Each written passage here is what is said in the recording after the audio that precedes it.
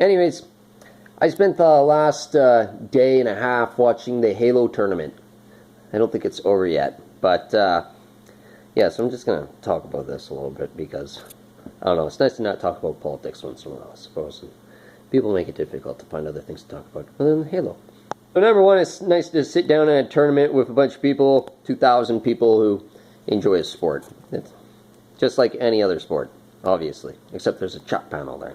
So you don't actually have to go and be surrounded by a bunch of obnoxious people, because where you're surrounded by like 10 people and you can't say anything to them and you don't want to just be talking the whole time to these 10 people who don't care what the heck you have to say, and you got 2,000 people and they don't get to choose whether or not you're talking, and they get to talk to you and anyone can just read and say whatever they want.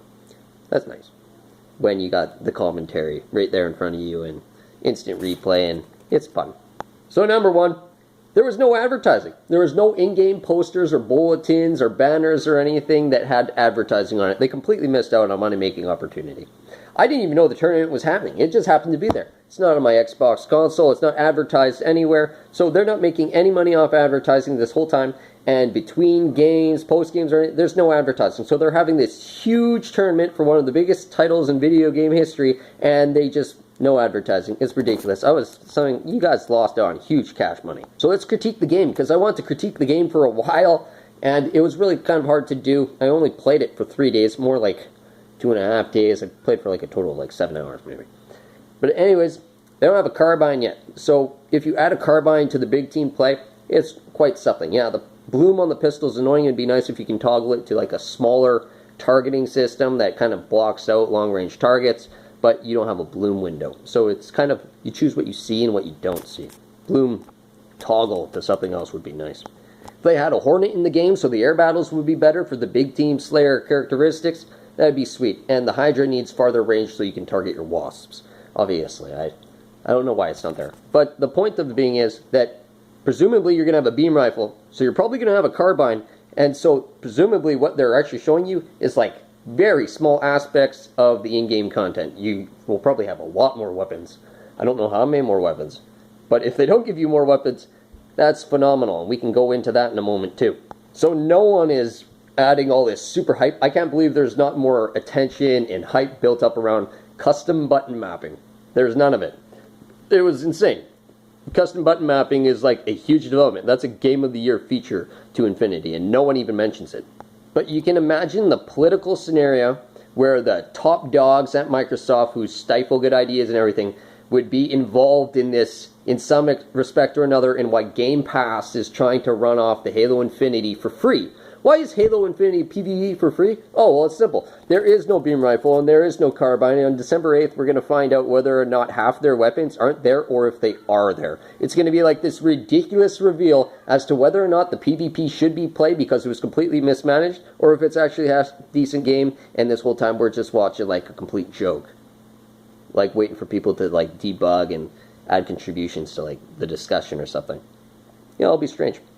It's pretty intense. Most people are on computers, so you hop really, really easy. Your thumb is always on spacebar, but your crouch is a little bit awkward. But you got like 4 extra digits for using your functions, and your wrist is one of your analog sticks, so you free up one of your primary digits. The way that the game is played is completely different. It's very peculiar, but that's how the majority of the people are playing this.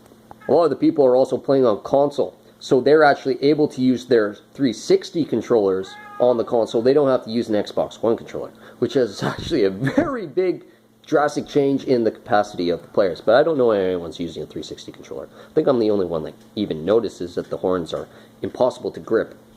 When you got the horns, your trigger finger isn't tight and your thumb is loose.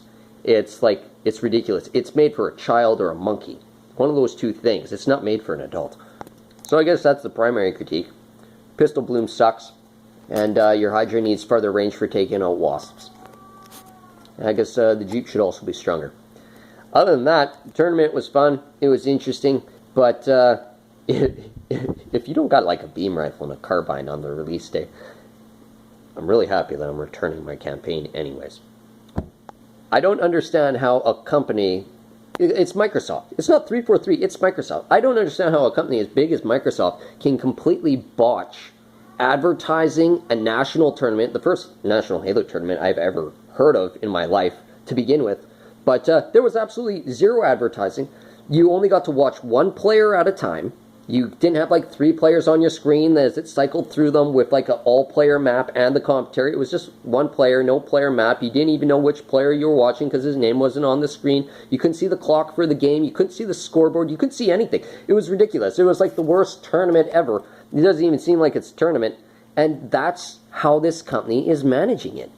They're managing everything. I'm just imagining that the business is just as stupid. The top dogs negotiating everything are just a bunch of butt-headed pricks. And it's crazy because talking about money, talking about product, talking about politics, talking about religion, these aren't topics with stigma.